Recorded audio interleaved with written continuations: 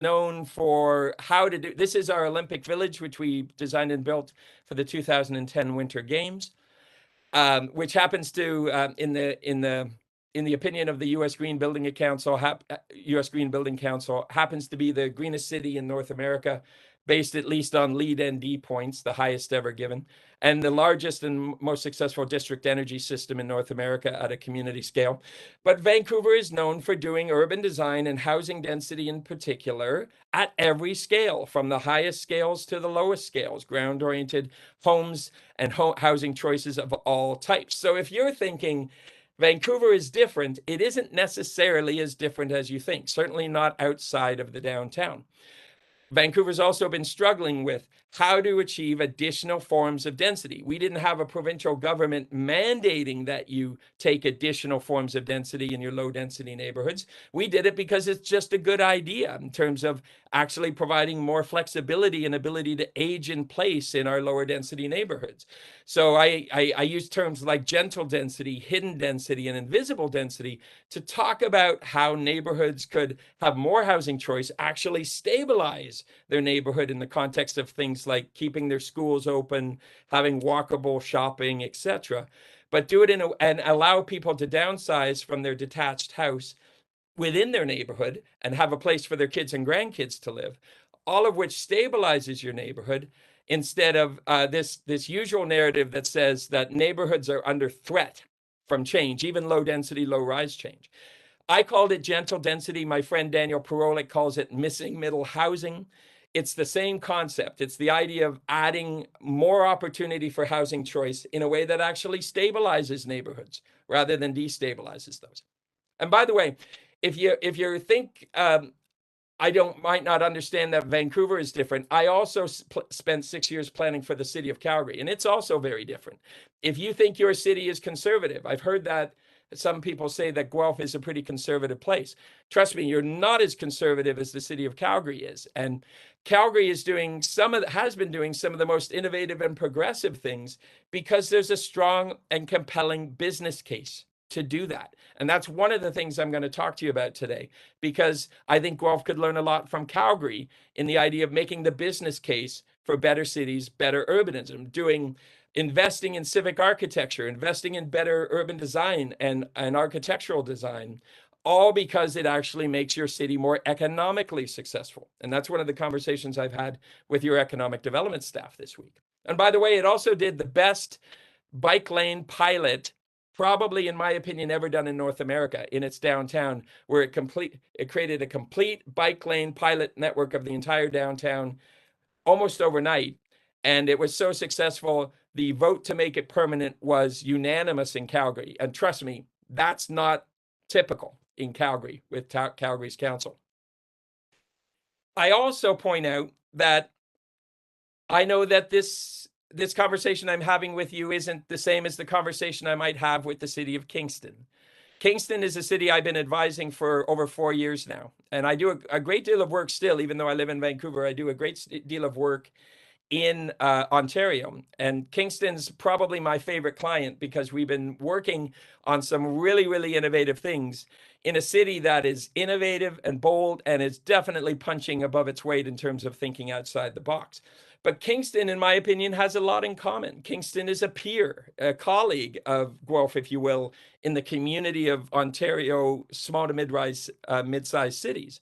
And so I was thinking, as I did this first week with you, I was thinking about my first week with Kingston and the presentation I did for them 4 days into my first week with Kingston. And I actually started it by showing something from their Twitter bio.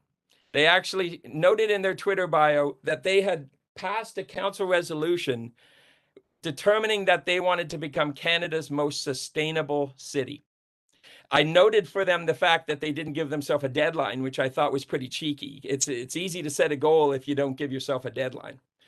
But I made the whole conversation that we had that day about what it would really take to achieve not my goal for Kingston, but their goal for themselves, which is what would it really take to become the most sustainable city in Canada? Not only what they would have to do themselves, but also recognizing all the things that those other cities that they were in competition with were doing too. And hopefully those cities were inspiring each other. So I've thought about your context and the thing that you are doing that or have done that is analogous, where your council has shown substantial leadership, is in signing on, if you will, to the race to zero. The idea that you would more than cut in half your per capita climate change causing greenhouse gas emissions by more than cut them in half, drop them by 63% by 2030. And with incremental goals on a council term by council term basis. That's really, really powerful, really important if you meant it. And that's what I'm really stressing, because there are many cities across the world and frankly across Canada that have made such declarations. They've either passed a resolution like this one or declared a climate emergency, or in some cases both. And frankly, to be blunt, they didn't really mean it, but they wanted the political credit for doing it. So I've been careful to look for evidence about what's happening in Guelph with regard to this pretty significant and remarkable commitment. And you notice there's a key element in that, which is that the decision puts climate action at the center of all decision making. That's what your council approved decision actually says. So I've been looking for evidence this week on whether that is happening, because frankly, it's critically important that that is happening. So I've been looking at all the various targets, all the various goals. I've been looking at how it breaks down even by term of council. I went back and actually looked at the conversation that happened when that was passed. And I was struck by this comment by a 17-year-old Guelph resident who said, "I'm terrified what this planet will look like. Climate change isn't even about the future anymore, it's right now." And I was inspired by the kind of conversation that was happening when council made this big move. So when I asked Kingston, what would it really take to be the most sustainable city in Canada? I ask you, Guelph, what would it really take to reach a 63% reduction in per capita emissions by 2030? And the answer is a lot, because the climate emergency, I hope I don't need to convince anybody in Guelph. You're a city that sees yourself as a green city. I hope I don't need to convince you of the importance of addressing it, but the amount of actual change that you will need to quickly accommodate, you're probably still significantly underestimating, certainly from a land use planning and transportation perspective. So I asked myself, is Guelph a green city? And then I got information on how you perceive yourself. This is from your recent survey that you did. I don't know if you can see that third line, but 90% of Guelph respondents either agreed or strongly agreed with the statement that Guelph is an environmentally responsible city. It matters to me how you think about yourself. I asked a lot of people the question, does Guelph really consider itself a green city? And does Guelph want to be a green city? And this certainly tells me you see yourself as a green city and you want to be a green city. If I were answering this question based on my observations this week, I would probably answer it with a category that isn't on this survey. I would probably check the box that says somewhat agree, but I wouldn't agree or strongly agree that you are an environmentally responsible city. And I'm going to try to explain what I mean by that. Because this to me is the real question. Is Guelph, not is Guelph green, but is Guelph as green as it needs to be at this stage with everything we know about the climate crisis? As an example, I pointed out to your council this week and your staff that at the time, 2 to 2.5 years ago, that you started your official plan process. At that point, well, 2.5 years ago, even since then, just a couple of months ago, the Intergovernmental Panel on Climate Change released by far its most aggressive report with the most urgent language I've ever seen from that body. And climate scientists are not used to using really strong language, frankly. The strongest language I've ever seen in that report, and the most specific about the need for cities to change, how critically important how cities are planned and designed and built has to do with avoiding the worst consequences of the climate emergency. So when I think about is Guelph as green as it needs to be? I look at things like your Race to Zero goals. I try to get a sense of whether your targets will actually get you there and whether your actions will actually really get you there or not. And if some of your actions are actually counterproductive to your ability to achieve that goal.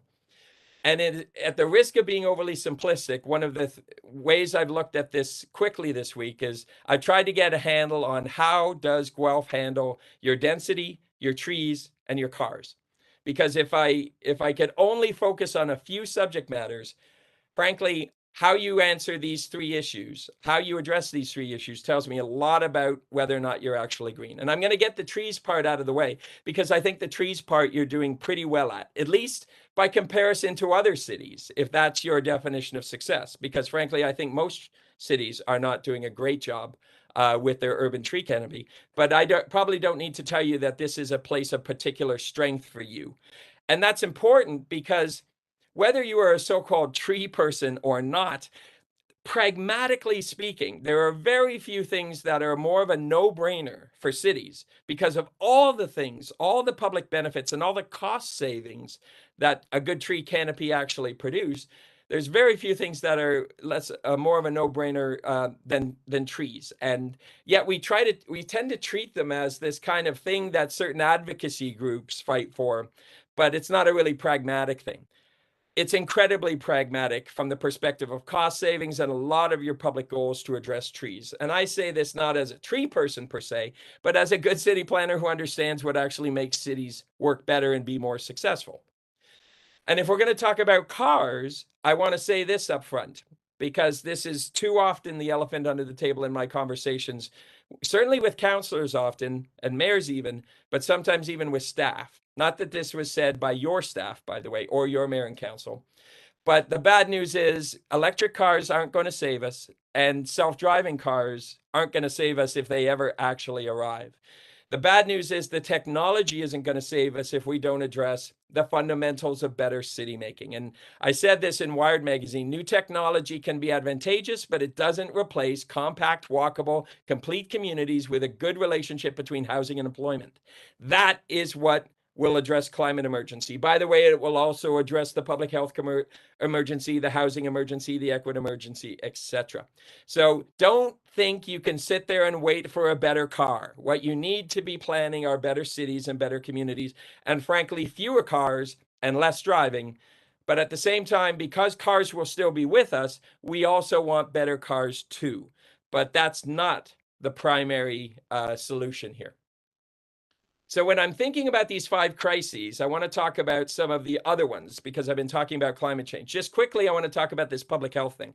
It's actually pretty powerful when Ontario doctors, which I certainly took note of even from here in Vancouver, are out there talking about how more walking, cycling, and use of public transit, more compact communities, more mixed-use compact communities is absolutely critical to the prevention of chronic disease, etc. And when this first came out, I said, holy cow, the 3 public health officials of 3 regions in the GTA held a press conference, and on the whole media came. I think if 3 chief planners called a press conference, the media probably wouldn't come. But we listen in the context of our public health officials. And this was, of course, even before the pandemic. So it's incredibly important that the public health conversation is being very overtly connected to the need for more density, more mixed use, more walkable, biking, and transit-friendly communities. I know this also from one of my other clients. One of my clients is the Heart Foundation of Australia, certainly one of my past clients. And they actually hired me to come and work with 5 different regions and state-level governments in Australia to talk about how to basically integrate urban health thinking into our city and regional planning. And this is a document that they did called Does Density Matter? The Role of Density in Creating Walkable Neighborhoods. You can download this document. It's very good, but I'm going to spoil it for you and give away the ending. Density does matter. When you do density well, it's critically important for so many things, including urban health. So now let's talk about money. If all you're motivated about is money, it's staggering when the math is actually revealed about the differences between growing up versus growing out and its implications to your fiscal, economic health of your city, and whether or not you pay more taxes, and whether or not you get more services for the taxes you actually are paying.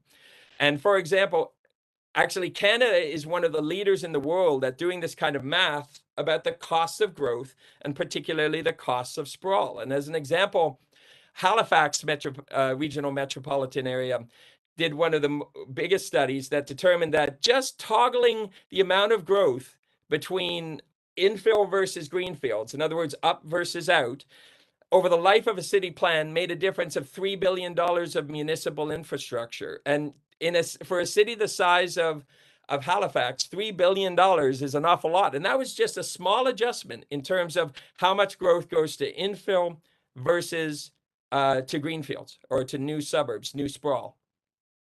So a lot is happening in the transformation of the conversation about cities and suburbs, not because of an ideology, an urbanist ideology about better cities, but because of better math. We're actually doing the math, the financial math, on the costs of growth, and more specifically, what kind of growth costs a lot more, and what kind of growth actually subsidizes the other forms of housing. Your city has actually done some good work. Guelph's done some really good work by engaging consultants to sort of actually show where the revenue comes from in your city relative to where the costs are. And guess what? Over time, but certainly by 2019, this is the result. Your downtown and your urban places, your most urban places, are your economic engines, and they are subsidizing the other forms of housing. They're subsidizing the other neighborhoods and helping to keep the taxes low in those other neighborhoods.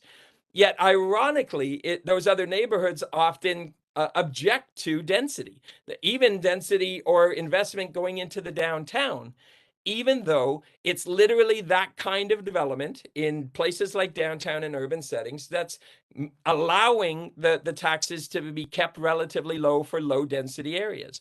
That kind of math, that kind of information is staggeringly important. We know it, but we don't talk about it enough. And it doesn't become the basis of our conversation on every single time we talk about growth, every single time we talk about density, every single time about how our city is actually going to grow.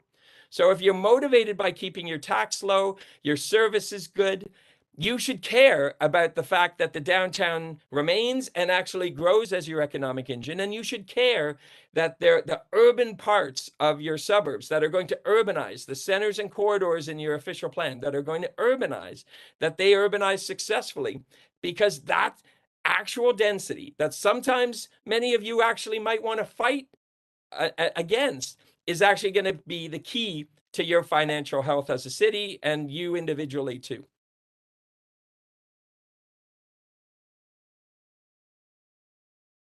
Uh-oh.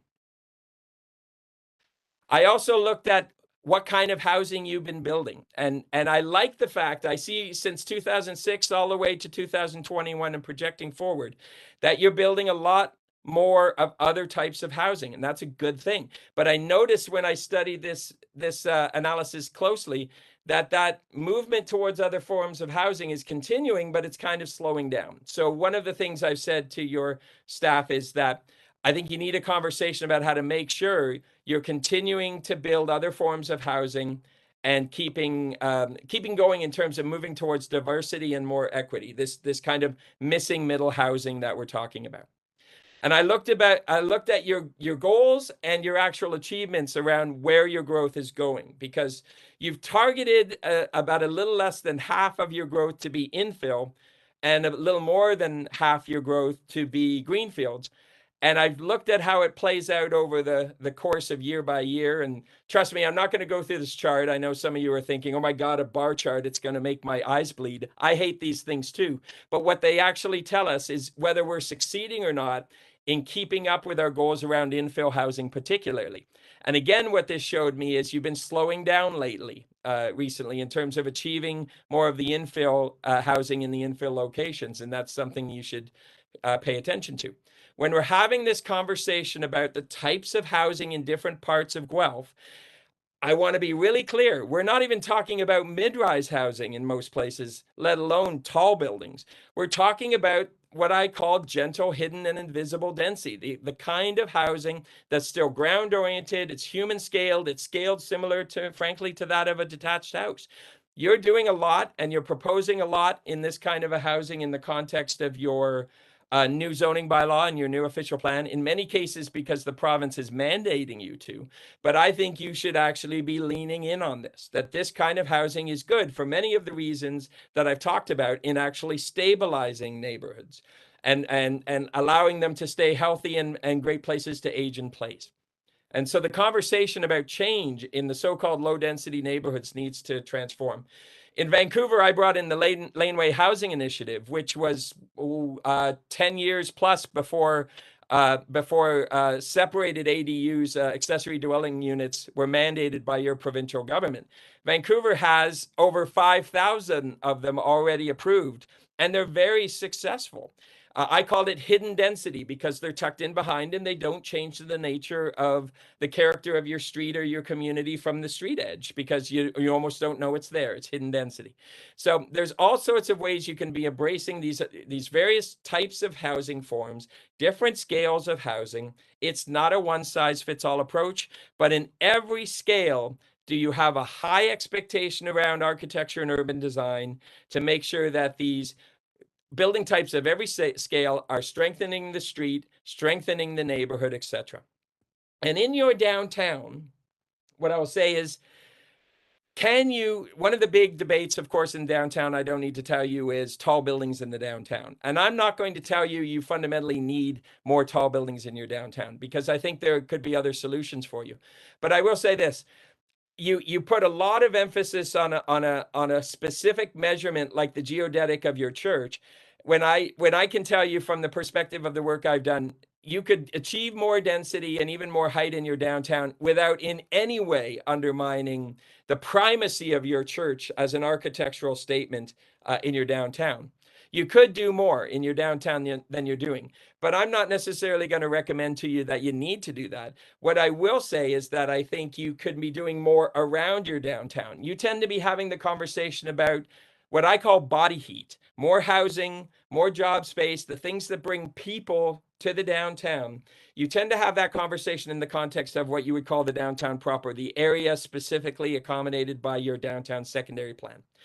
I think there's another ring around it that you should be thinking about that's walkable to the downtown. The housing that supports your downtown can be a 10-minute, a 15-minute, a 20-minute walking distance from your downtown.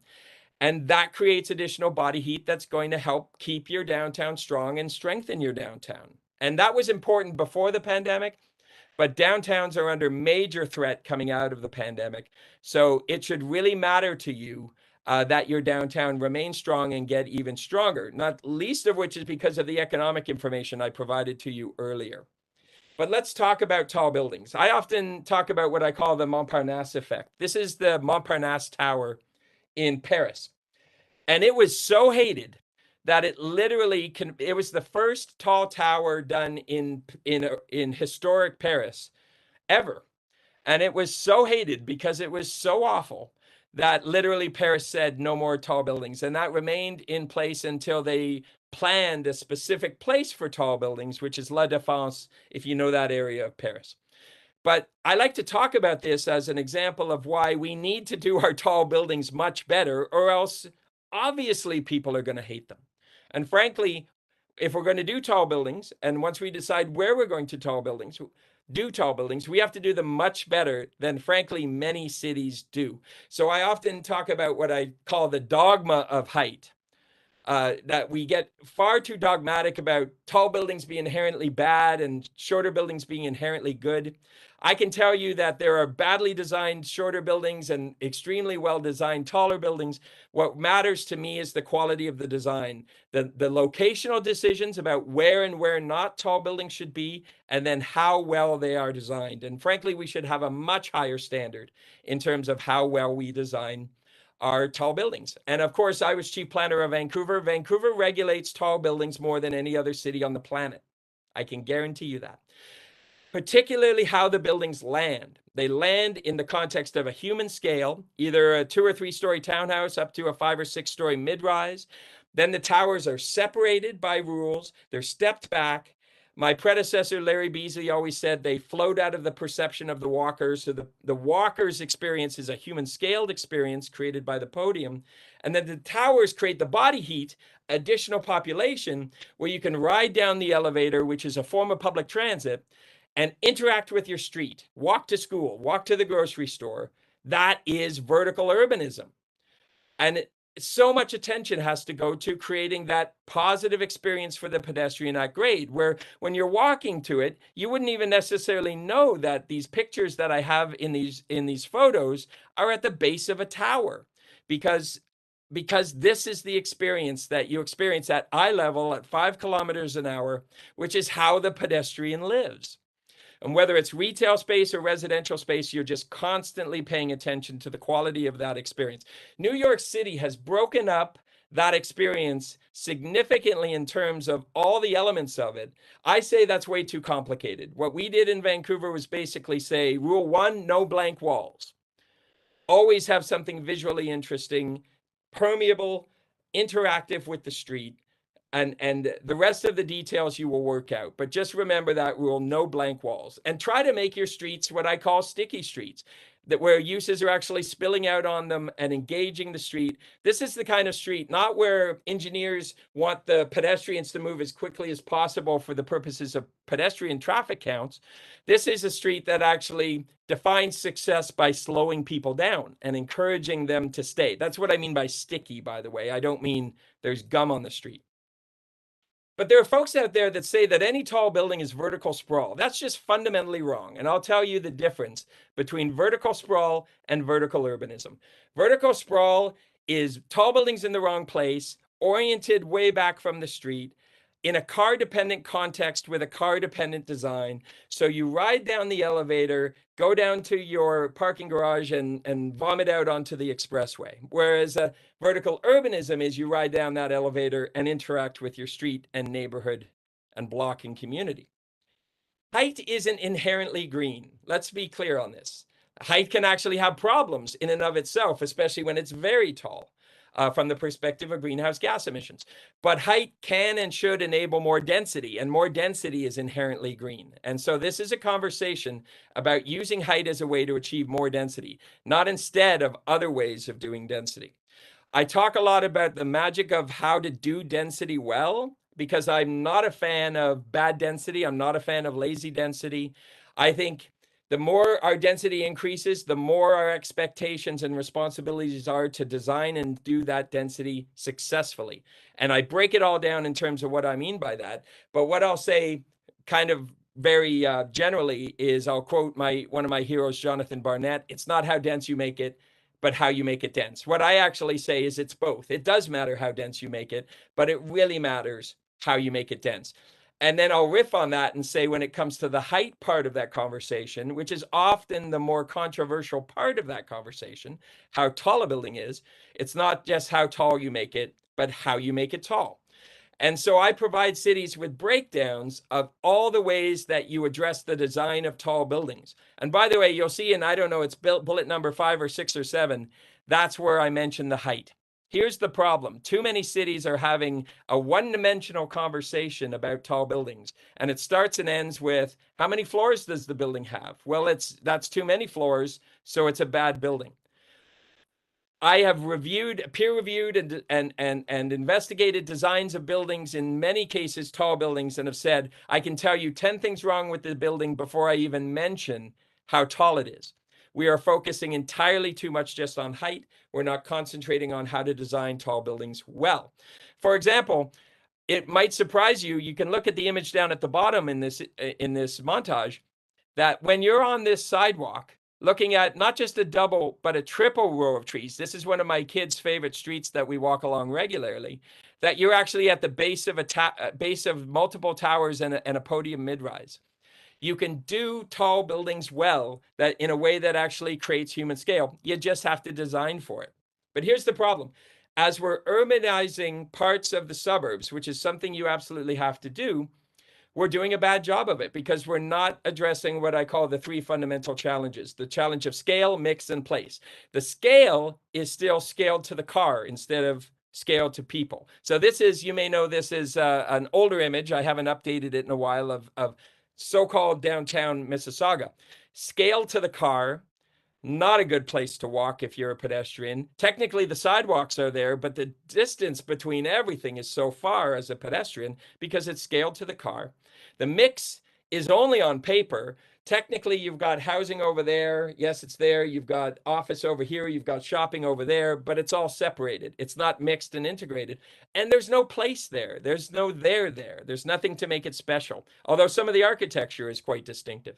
So if you're going to try to urbanize corridors, which you are doing in Guelph, and urbanize centers, former big box power centers and shopping malls, etc., and urbanize them into real urban mixed use places, you have to address these three issues of scale, mix, and place. You have to design urban conditions, not just a higher density, taller suburb, which frankly a lot of these downtowns are. This may look high density, but this is suburban because it's car dependent. This is important because a lot of malls, a lot of former malls, and next up is going to be former power centers, are going to be transforming in the context of mixed-use urbanism.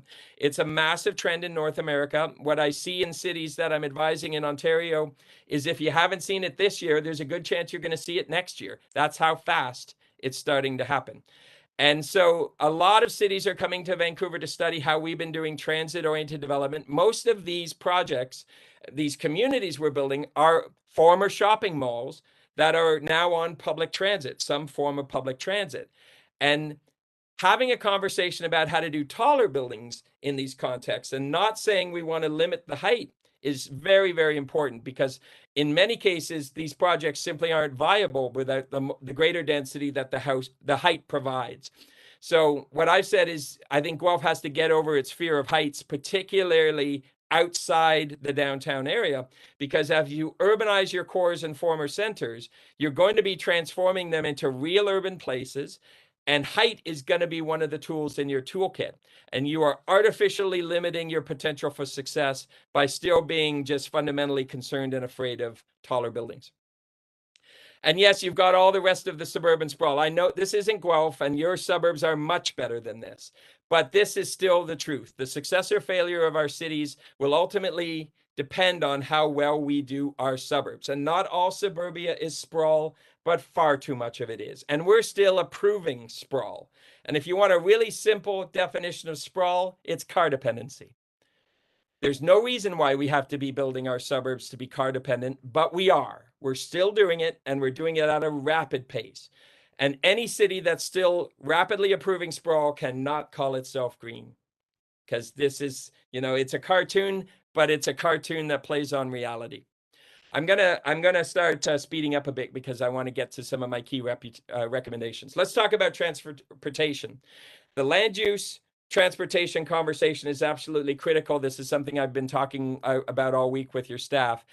And for those of you who support walking, biking, and public transit, you also have to support higher density and mixed land use. Because as we often say for decades now in Vancouver, the best transportation plan is a great land use plan. In other words, if you get your density and your mix right, you get your mode shift. The mode shift, we've got the best mode shift of any city in North America in Vancouver, shifting from car use to walking, biking, and transit. And that is actually a success of land use first. Our engineers even acknowledge that. And then infrastructure second. You need both, but the land use is the critical piece, because if not, you've got great infrastructure connecting nothing and nothing out in the middle of nowhere, because your density and your land use just isn't there. So in Vancouver and in many, many more cities now, and I've advised many cities in how to create this, the key is not to balance ways of getting around. You are prioritizing cars still, and too much. And the answer isn't to switch to balance, because balance is often code for the status quo, only slightly better. You need to now prioritize. If you take your goal seriously relative to climate emissions, you need to prioritize walking, biking, and transit, then goods movement, and then the car. I'm not a fan of banning the car, but I do say we have to prioritize it last until all those other modes catch up. And frankly, you get the mode shift you need to get to where you need to be for emission reduction. This was a very old. I've been using this drawing for over 15 years now, and you can see by how old some of those vehicles are, and the fact that, horribly, I don't have a wheelchair in the first image. These are the ones where, of course, we're doing now, where much better images. And that one's even in Spanish when I worked with the city of Medellin, Colombia, where we integrated it into the policy and in both land use and transportation. Absolutely critical. You will not get anywhere near where you need to be as long as you continue to prioritize cars. And you will also not get there if you are going to try to talk about balance. You need to prioritize walking, biking, and public transit. And if you think that's an anti-car message, it's not. What I say is if you design a city primarily for cars, it actually fails for everyone, including drivers. If you design a multimodal city, it works better for everyone, including drivers. Because if everyone's driving, nobody's moving. So I'm going to skip past this. Bike lanes are something that I've had a good conversation with your staff around. The key is to get away from any conversation about paint, whether it be sharrows or painted bike lanes. The only thing that works in terms of bike mode share shift to biking is separated protected bike lanes. And you have to design them well for 8 to 80 or AAA, all ages and abilities. So I've looked at your plans relative to your goals around a bike network, and I think it looks pretty good, but I've got some comments on that. This is how we got to that bike mode shift in Vancouver. This is how Calgary did it in that pilot I told you about. The problem is we've got to reprioritize space. If you think you can get to bike mode share without taking away space for cars, you're dreaming. Because right now the cars are taking up most of the space. I love this old cartoon. Here's the version from the pandemic, where frankly cars got even more space. But this is not an anti-car message, because the more people moving in that less amount of space for walking, biking, and transit, ironically, that's fewer people needing to drive. So this is better for everyone, including drivers. And we've got to think fundamentally differently about the way we do parking, because right now we are over providing for parking. We're letting parking being the thing that frankly just fundamentally limits our ability to achieve many of our public goals. It will certainly limit your ability to achieve your climate emissions goals. I want you to take a look at what we did in Kingston on a piece of work we called The Power of Parking, because we fundamentally changed the conversation about parking, all the implications around the real parking problem. And in a city that's just as conservative as yours, that often talks about how it's averse to change, that's how Kingston sees itself. We have one of the most progressive new car parking and bike parking approaches in the new zoning bylaw that wasn't appealed to the tribunal, by the way. And you actually had American publications saying to their cities, steal this idea, which is probably one of my favorite titles ever, steal this idea. But listen, change is never easy. Certainly change relative to height and density is never easy. Even the slightest changes can be controversial. This is a poster that an opposition group, community group did in Calgary, or in Vancouver, where the heights of a main transit corridor were being proposed to change from just 40 feet to 50 feet, 10 feet more. And this was the poster that the opposition created. So if you think change is easy in a city like Vancouver, it isn't. Frankly, the opposition groups that don't like change are frankly probably more sophisticated than in most cities. But what I like to do is shift the conversation not from NIMBY or YIMBY, which is not in my backyard versus yes in my backyard, to a conversation about QUIMBY, which is quality in my backyard. How do we get quality outcomes consistently delivered? And while we're doing all of that, we've got to be doing the temporary city better, or the immediate city. Because in the meantime, there's a lot of things we can change really quickly. And boy, we knew that before the pandemic, but we really know it now in the context of what we learned during the pandemic. Cities like Santiago, Auckland, New Zealand, food trucks and food carts being used in cities like Halifax and Portland. Shipping containers, which is a conversation in your zoning bylaw, being used in cities like Christchurch after the earthquake, and Halifax, and Oslo, and New York City, and Helsinki. And this is a corner in Brisbane, Australia, where I've advised. And the transformation of streets with parklets and streeteries and abilities to eat and engage with the public and your fellow citizens in the public realm in the city. And you did a lot of good things in this during the pandemic. The shame of it is you need to be talking about making those transformations permanent, because they actually were needed before the pandemic, frankly, not just during the pandemic. But the pandemic did change a lot of our conversations about city making. We learned a lot about sidewalk widths and street design and opening streets to people instead of cars. And we needed to take that opportunity to actually limit the amount of cars that would come back. And frankly, not all of our cities did a good job at that. But I was inspired by one of my client cities, Dublin, Ireland, who said this: things that seemed unimaginable and unattainable until very recently are suddenly just happening in Dublin city streets. And they made the good decision to make many of those things permanent. So I'm going a bit long, but I'm going to go quickly through my observations and recommendations for you at the end. So some observations. First of all, Guelph, you have good staff and you're doing good planning. And I'm not saying that to be patronizing, because I wouldn't say it if I didn't think it was true. And that's good, because a lot of cities, frankly, in Ontario, I wouldn't necessarily say that about. Your policy and your data, you've got especially good data to educate better conversations and decisions, is in really good shape, much better than many other cities. You've got a really smart conversation and work processes going on, combining city planning and land economics, land development economics and economic development, recognizing that good city making is good for the economic development of the city. But here's where we start to get a little more critical. You're green, but you're not as green as you think you are. Your actions and your targets will not get you to 63% less emissions per capita by 2030. I'm not even sure they will get you there by 2050. You're not going far enough, fast enough. That's my major conclusion for you. So you're not going to achieve what you've promised you would achieve. And I don't want you to wait until 2030 to announce you failed. I want you to recognize that you fundamentally need to change your goals and targets and actions right now in order to succeed in 2030. So here's my advice and my recommendations. You need to go further, faster. My primary message to you. You are doing good things, and that's good, because many other cities out there are not necessarily doing good things. You're doing good things, but you need to go further and faster. You need to change your conversations about city making, because I'm still hearing a lot of evidence of conversations you're having, debates you're having about change in your city that are based on false premises, wrong information, not connecting the dots between individual actions and something like climate change.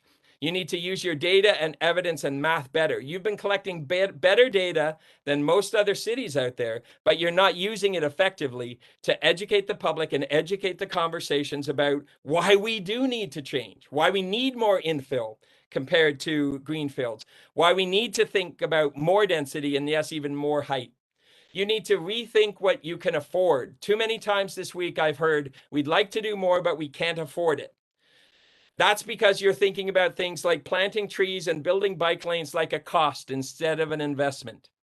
You need to be embracing the idea of cost savings, not just cost, return on investment. You need to be looking at every expenditure you make in the context of actually saving money and making money, not just costing money.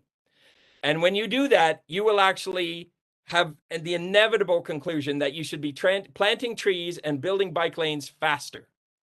And this gives me a chance to remind you of a key thing I say to many cities. The truth about a city's aspiration isn't found in its vision, it's found in its budget. So where you put your money, how you're allocating strategically, and how fast you're prioritizing certain things, that's the key to success. I don't think you're doing a budget that's geared towards 63% reductions by 2030. Make the business case better for the things you want to do. There is a remarkably powerful business case for more bike lanes, more density, better public realm design, investing in the downtown, reconsidering car dominance and dependency in the suburbs and even downtown, investing in bike lanes, etc. The business case is there. You need to be better at making it, frankly, because all the evidence and all the data is on the side of those issues. You need to do what you promised you would do in the council approval. Review everything you do against that 2030 goal or that 63% by 2030. And you need to tell the truth about things that sometimes directly contravene it, because you are doing things right now that are actually making the achievement of that harder And you're not talking about that. You need to talk about that, and you need to tell the truth. Your new official plan and your new zoning bylaw, even though they're getting close to the end, it is not too late for them to think bigger and be bolder, because they frankly need to be. The official plan and zoning bylaw that you are working on right now does not go far enough to address what you say you want to achieve in the context of the climate emergency and the race to zero. You need more infill and less sprawl. You need to continue fast to change that relationship of infill. You're doing about 50% on average infill in terms of your growth. It probably needs to be at least 60% or more. So you need to be making infill easier, because right now, ironically, we want more infill. We're worried about sprawl. And yet I guarantee you, your rules, your processes, your policies, your marketing even, all make sprawl easier than infill. And you need to reverse that. You need more body heat in your downtown. And I'm not necessarily talking about tall towers, taller towers or more tall towers, although you could do that and still keep the primacy of your church. But what I'm actually talking about is a greater geographic area around your downtown that has more mid-rise density that can provide body heat for the downtown. But outside the downtown, you need to get past your fear of heights. In your centers and along your corridors, there is absolutely no reason why you shouldn't be going taller. And by that, I mean more dense, with height being a way to facilitate that. In those centers and corridors, you need to really urbanize those parts of your suburbs faster and better. You need to not be building high-density suburbs. You need to be building real urban places. And in the lower density communities, I think you can go further in the context of gentle density than the province is mandating that you do. If all you're doing as a green and equitable city is how much this particular provincial government is making you do, then you're not really leaning in to the concept of housing diversity, equity, aging in place, etc.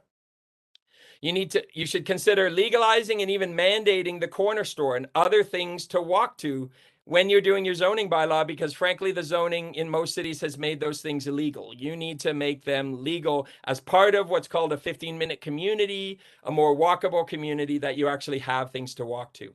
You should speed up your investment in street trees. You're doing it very well, but your own goals say you could be going faster, but it's your perception that you don't have the money for it that's keeping you from doing even more in the context of your tree canopy. And you should reject this notion that achieving more trees and achieving more density are fundamentally at odds. They are not. I'm doing a whole talk on that with Gil Penalosa next Tuesday morning if you want to hear more about that. You need to stop prioritizing cars, and you are still doing that right now. You need to speed up your transportation mode shift so you can get to walking, biking, and transit as a higher percentage of your overall trips faster than you have set your goals for, because your goals won't get you to a 63% drop. You are an ideal biking city based on your scale, the actual distance between things. You've got hills, yes, but e-bikes help address that, as do other things. You need to make it happen faster. You could lean in on being a bike city, and you could be an inspiration on fast transformation. And you've got the plans in place, but you've got timeframes that are too long and too slow. You need to probably double your speed. The things you plan to do in 10 years, you should be doing in 5 at the most. Make the case for your bus-only lanes and do them fast. You were talking about frequent bus transit, and that's a good thing. But if your frequent buses are still stuck in the same traffic as your cars, you're not going to get enough mode shift to buses. So you need to convert that lane next to the curb to bus-only lanes. You need to run frequent buses on it. You need to make the business case for it so that when the people complain, you've educated them on everything that does, including help make the city work better for cars. And then you need to do it boldly and quickly. You need to transform your approach to parking, as I've talked about. Lower significantly, more than you're thinking of doing, lower significantly your parking minimums, establish a parking maximum, and change this idea of mandated, City Hall mandated excessive parking. And by the way, this is not going to make your downtown business association happy, but you do not need more parking downtown. I've heard the stat that at any given time in the downtown, there are 300 empty available parking spaces. You do not need more parking downtown. But the problem is, in your zeal to try to create more parking downtown, you're actually going to do damage to your downtown. I've seen it happen over and over and over again. Take those things you did during the pandemic that your people loved and make them permanent. Other cities in the world have done that. The cities that won during the pandemic are the cities that did the things that they knew they had to do anyway for pollution and quality of life, etc. And they planned to make them permanent from day one, or they decided to make them permanent after.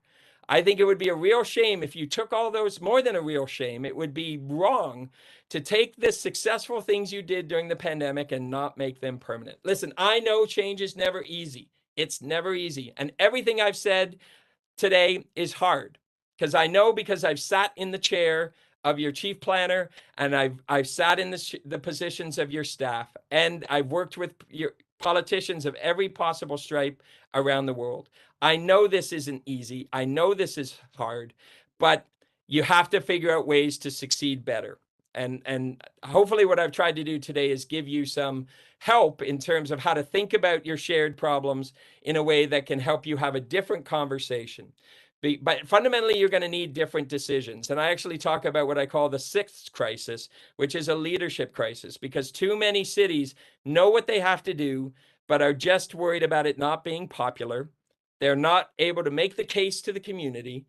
And so they're not doing it. I'm not saying that's what Guelph does. Actually, Guelph, I think, is better than average on this, but I think you can get better and go further in this area.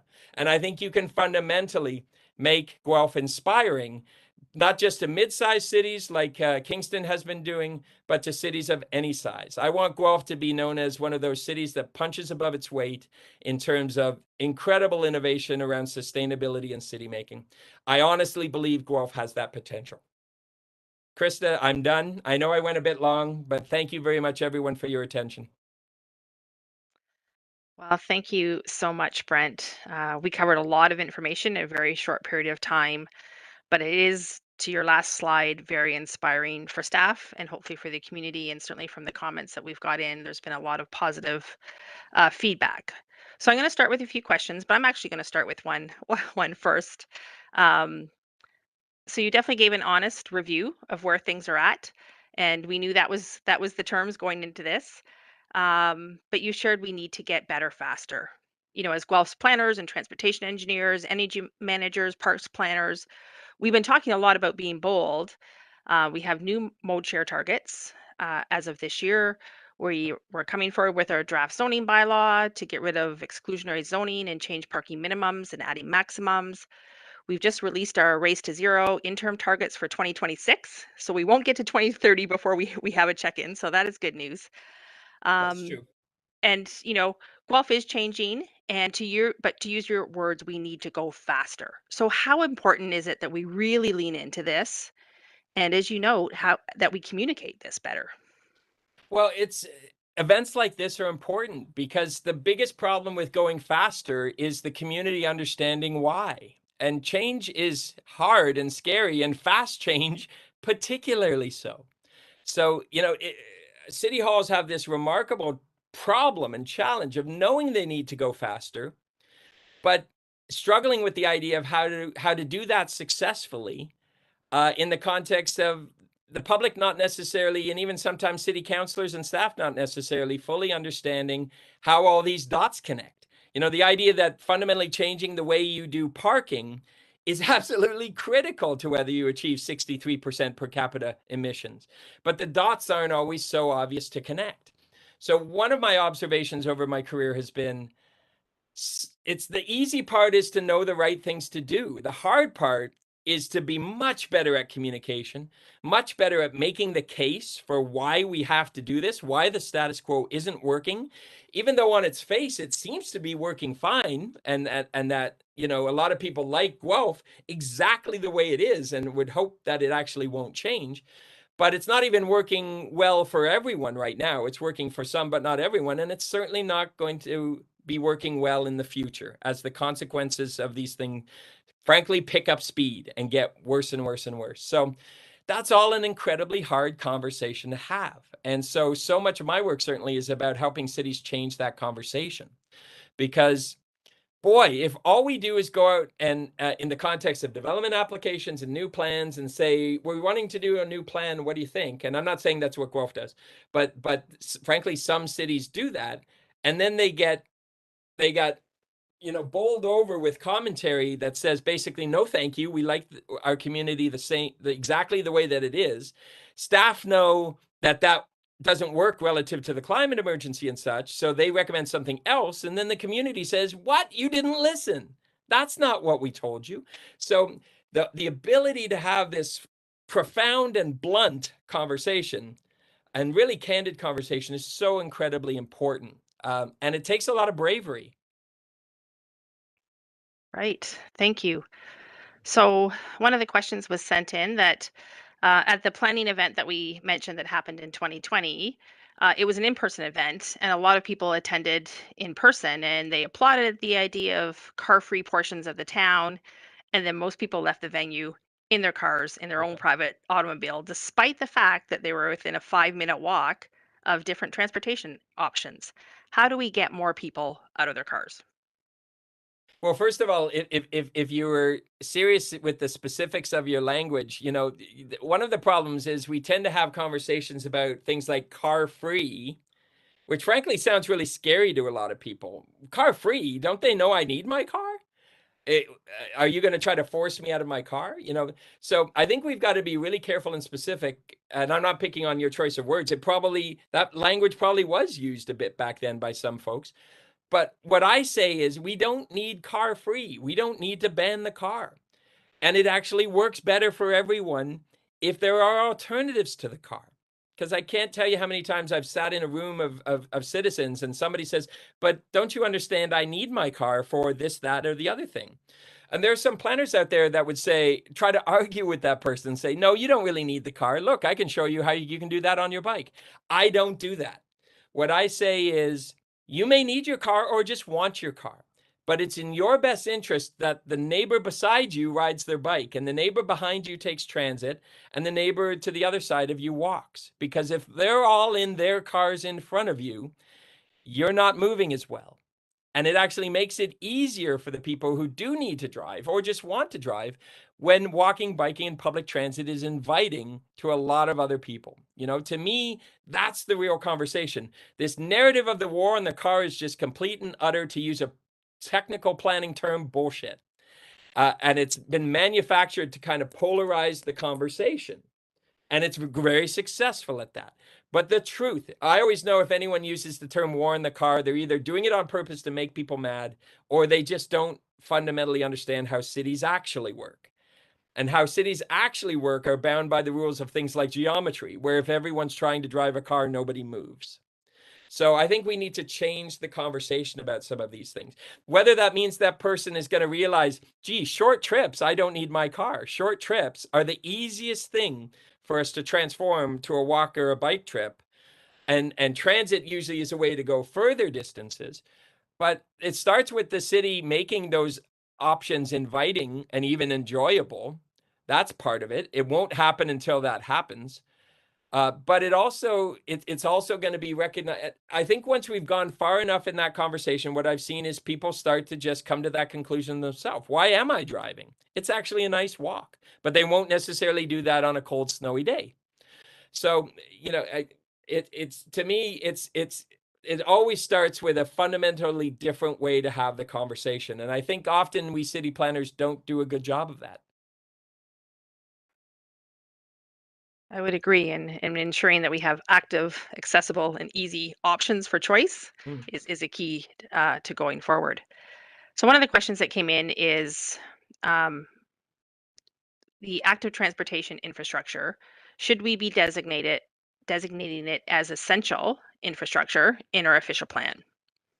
Oh, you have to explain to me what the difference is. What are the implications of calling it essential? Is that a prioritization for budget? It would be a prioritization in the hierarchy of transportation options. Yes.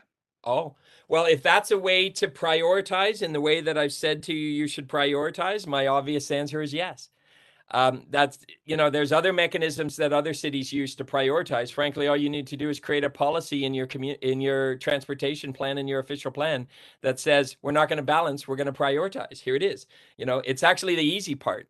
The hard part is making it true in the context of having it actually be reflected in all your decisions, including your budget. But if in your particular system, prioritizing it as essential infrastructure is the way to get it prioritized, then absolutely. And you're not even lying. Of course it's essential. You cannot get to 63% reduction per capita by 2030 without significant mode shift. And you can't get to significant mode shift without fast tracking the kind of infrastructure that will achieve mode shift. Period, full stop. Everything else is just not true. All right. So another question that came in is wanted to ask a question about exclusionary zoning and zoning reform. Is there any other way to avoid the downtown having all tall luxury condos versus having areas rezoned for the mixed low mid-rise zoning to build gentle density? It feels it's always at the end of the spectrum. Okay, I'm not sure I followed that. So you've got taller buildings in the downtown, and then, sorry, that seemed like an either or that wasn't quite, that didn't quite click with me. Can you try that one again? Sure, and I'm reading them as they come in. So Okay. I wanted to ask a question about zoning and exclusionary zoning and zoning reform. Is there any other way to avoid the downtown making the tall luxury condos versus having the area rezoned for the mixed low and mid-rise zoning to build gentle density? Okay, okay. And I Feels like presume it's what that always end of this person means. spectrum. And maybe I'll just before we start, we do have the downtown height and density schedule where we Yeah. have the higher densities at the lower elevations, and then we do have a gradual height increase up to the main streets of the downtown. So I think maybe that's where they're talking a little bit, but certainly some concerns are being voiced here about the condos being built versus a lower rised Well, downtown. to be clear, my understanding is you can do tall buildings downtown at the lower geodetic, and it goes up from there. So there are tall buildings allowed. I've said that I thought you could do more tall buildings without impacting your fundamental goal, which is to hurt the primacy of the church's dominance in the skyline in an artful way. But as I said, that's not that important to me. Whether or not the tall building has quote unquote luxury towers is sort of a separate question, because you can have tall buildings with rental housing in it. You can have tall buildings with modest market. If you want a conversation about the type of housing that's being built as opposed to the height of the buildings that are being built, that's a separate conversation. And there are techniques that you can use, that the city can use, to talk about inclusionary zoning, affordability, etc. But that's how we tend to put the narrative out there, right? Towers are always filled with luxury condos. Well, they might be or they might not be. It could be rental housing. It could be any level in the affordability spectrum. The point about the gentle density, I actually think the answer is both. I don't think it's either or. I think you use height to achieve density in actual homes for people, where it works, where it makes sense. And if anyone thinks I'm just a booster for tall buildings, I've probably said no to tall buildings more than I've said yes, because they're a good place to put them, good places to put them, and bad places to put them for various reasons. But I think a combination of tall buildings in the right places with the right height and excellent design. I think mid-rise in strategic locations, and yes, gentle density, and a lot more mid-rise, as I said, around the downtown. That's in walkable distance to the downtown to help strengthen the downtown with that additional body heat. All of those should be on the table. I don't think it's either or. A sophisticated city isn't dogmatic or lazy intellectually about this issue of height.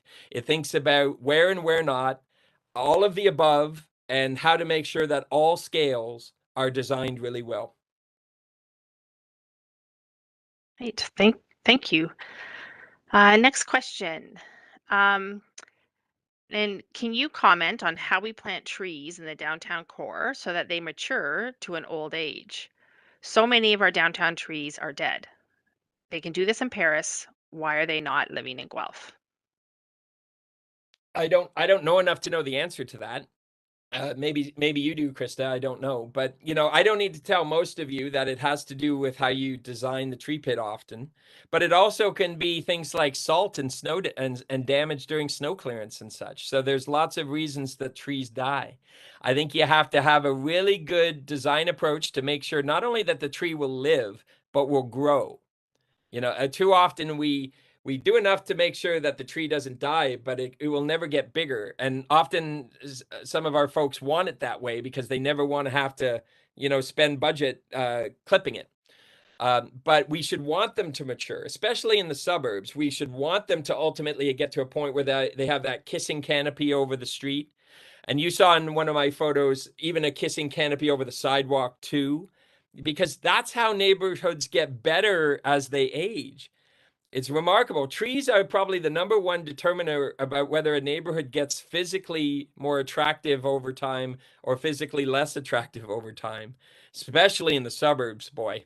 Because, the communities that did the right moves relative to the trees, they're more and more lovely as the decades move on because the trees mature. But, I've seen comparative and I've done comparative things in cities like Calgary where I've worked to educate my council on how important trees are to the evolution of that community. And again, I stress this because we too often say that, trees are a thing that tree people care about. And it's a pejorative, it's a dismissive way to think about trees. It's, that term tree hugger. What I say is, there's incredibly pragmatic, logical, smart, strategic reasons to fully lean in on trees. Not the least of which is climate and heat island, etc., but stormwater management, economic development, livability. There's just so many quantifiable ways that trees are a remarkable investment. And yet, too often I'm told, do you know how much each tree costs? And I always say, well, tell me how much each tree saves. Toronto did a great study that showed with every tree that was planted at this cost, it actually saved, what was it, 3 or 4 times that cost? And that's even before you think about things like return on investment, because that was just municipal cost savings. So that's what I mean by rethink what we can afford. I say you can't afford to not do more street trees. All right. Next question, and it's to do with downtown core. How do we balance competing priorities in the downtown core? For instance, a cycle track versus wide sidewalks for marketing space versus space for on-street patios, converted to on-street parking in the winter. How do we fit everything in? You may not fit everything in, and I'm not a fan of the word balance in a lot of these contexts, because often that's shorthand for doing everything equally badly so nothing works well. But at least we're balanced. I think what you need to actually do is on a case-by-case basis, think about what you're trying to achieve, because you don't need separated protected bike lanes on every street. We're not Copenhagen in that context. So we don't need it on every street. Where do we want it? Where does it make sense? Where is sidewalk with the greater priority? But what really bothers me is often pedestrianization and cycling, or I hate cycling, that word, bike riding, using bikes for transportation are too often pitted against each other.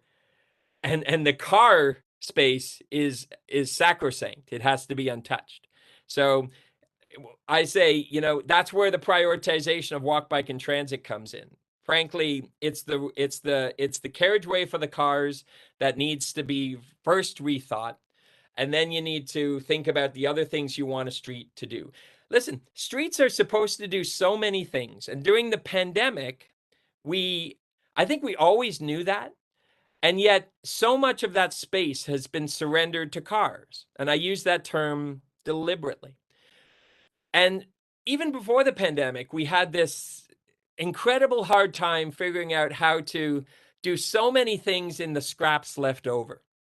And then the pandemic hit, and we all had to be 6 feet separate from each other. And boy, did that ever reveal how little space we had. And people actually, there was all sorts of conversations about people having to walk out onto the carriageway where the cars were in order to give people space as you were walking down the sidewalk. And there sure wasn't space for outside patio seating initially until cities wised up and said, let's reprioritize car space for it.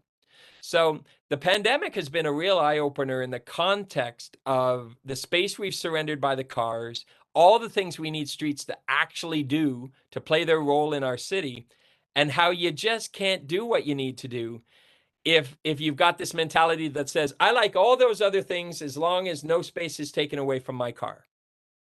And frankly, that's often how it's put. But that obviously just doesn't work. Right. Thank you for that. Um, maybe two questions, maybe one. Um, so our accessibility advocates are concerned certainly with, and all of us are concerned with aging in place and about we have a lot of stacked towns that are being built in Guelph versus a bungalow because that's unaffordable. What are ways to ensure we have a supply of housing that's suitable for people with mobility issues who want to actually age in place? That's interesting. So it's a housing question, but it's also a mobility question. I And think. it's kind of a building code issue Yeah. question with stacked towns because it usually has stairs going up and then the stairs going down to the lower unit. Well, I And don't need to tell your accessibility experts that yeah, there's very good information that cities use to determine whether something is sufficiently accessible. And I've been involved, certainly even as recently as with Kingston. The key has been, can we go further than the requirements in terms of accessibility, both for housing, but also for accessibility requirements for parking, which was a very big issue in the context of the power of parking work in Kingston. All I can say is, I think cities should always be, good cities have disability advocacy groups, even committees, subcommittees of council to get that kind of advice. I always say, we able-bodied planners have no idea what we're talking about in the context of this. So the best thing to do is get the advice from people with lived experience as much as possible, and then build that into our expectations. But the key is to, I've seen, like any other single issue, you can't go too far in the context of a single issue because it can create 5 other problems. So the art, when you're talking about parking design, sidewalk design, even housing design, relative to an issue like affordability, is what's the way you can do it that sort of works and doesn't actually make the provision of affordable housing for those with disabilities even harder or even more expensive, right? So that's, I think, the challenge. I'm not an expert at this, but what I am is a supporter of what I always say is, if I want to give advice and recommendations on that, the first thing I do is get advice on that. that's a fair answer. And I think Brent, this is going to be the last question, and it has to do with our kind of our mid-rise developments that we're seeing in Guelph, and that we're seeing a lot of surface parking.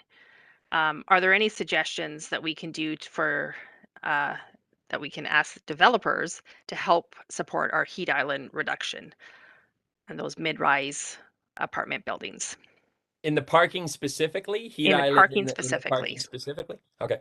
Well, first thing I say to cities is make sure that they're not building excessive parking because you're forcing them to. And that is the point of the parking minimums in the zoning bylaw. Almost too many cities are mandating excessive parking, even more than a developer wants to build. And if you're thinking, well, developers just want to save money by building less, that's not really how we should be looking at this, frankly. We shouldn't want excessive parking. There's a lot of public interest problems with excessive parking, and yet ironically, we're mandating it. It's illegal to build less in many cases. So first part of the answer is always, I'm not necessarily convinced that every city should get rid of parking minimums, although certainly many cities are doing that now, and I think that's certainly something that cities should seriously consider. What we did in Kingston is, instead of getting rid of it, we did get rid of parking minimums for commercial uses. So the sea of parking outside the shopping center and the power center, Kingston no longer has a parking minimum for commercial. It no longer has a parking minimum for heritage buildings, no longer has a parking minimum for affordable housing projects. By the way, in all those cases, it does still have a parking minimum for accessible parking spaces. Back to the accessibility piece. We said right off the bat, whatever we do to lower parking minimums or get rid of them, that does not apply to accessible parking, because we need to make sure that that is maintained for obvious reasons, hopefully. But And then in the context of the residential housing, we didn't get rid of it. We lowered it significantly, and we allowed developers builders to go even lower if they wanted to, in return for cash in lieu that would actually go not towards building more parking, but the cash in lieu is actually going to go towards kickstarting a municipally owned and maybe municipally operated car share system, which we hope to be the first real successful car share system for a small to mid-sized city in Ontario. And I shouldn't need to tell you the incredible connection between car share and reduction of parking need, because car share is that last key to people saying, okay, I don't use my car, but I still have it parked in the parking lot because I still want it, even though I'm maybe walking or taking transit or riding my bike to work. But as soon as car share becomes easy, not just available, but easy, which is the case in larger cities, many larger cities, certainly the case here in Vancouver, then people can say, well, why am I keeping the car? Or why am I keeping the second car or the third car? Because car share becomes the ability, becomes the reason to not need too many cars, even if you're not going fully car free. So I'd say that with that sea of parking, goal one is don't mandate too much. And secondly, have as little as possible or none surface parking. I think in most cases we're allowing too much of, they're overbuilding for parking, and we're allowing too much of it to be surface parking. And there's a lot of bad implications to that, not the least of which is heat island effect. So although you can do things in terms of tree planting and shading and even solar fields relative to surface parking, you can paint the surface parking other colors, white being the obvious one. There's lots of different scenarios I've seen, but I put that all in the category of what I call doing the wrong thing better. What you really should do is have less surface parking. You should have less parking overall, less surface parking specifically. You should do more underground, and if you do it properly, potentially above grade if it's properly shielded. But the best answer is to have as little surface parking as possible. And then you design it in a way to address the heat island effect. But you don't design it to address the heat island effect instead of having less parking. The first answer is always to reduce. Thank you, Brent. And I will tell everyone who is listening that we definitely had a conversation around this topic this week, and we have shared those ideas and thoughts. So we won't have time this evening to get through all of the questions that have been put in the question and answers, but I can assure everyone who submitted a question that it will be reviewed certainly by the planning department and shared with other departments, because a lot of them are across various divisions. With that, I would like to really thank Brent for sharing his thoughts, observations, recommendations, and hard truths with us tonight. And to everyone who joined the WebEx tonight, thank you for joining this virtual event, and have a great evening. Thank you, everyone. Thank you, everyone. Chris, I see 33 comments in the Q&A. I presume those are going to be saved. I'd love to see them and read them after. Yes, they've all been copied into a document. Great. So with that, we will exit out of this. And Kelly, if you can shut it down, that would be fantastic.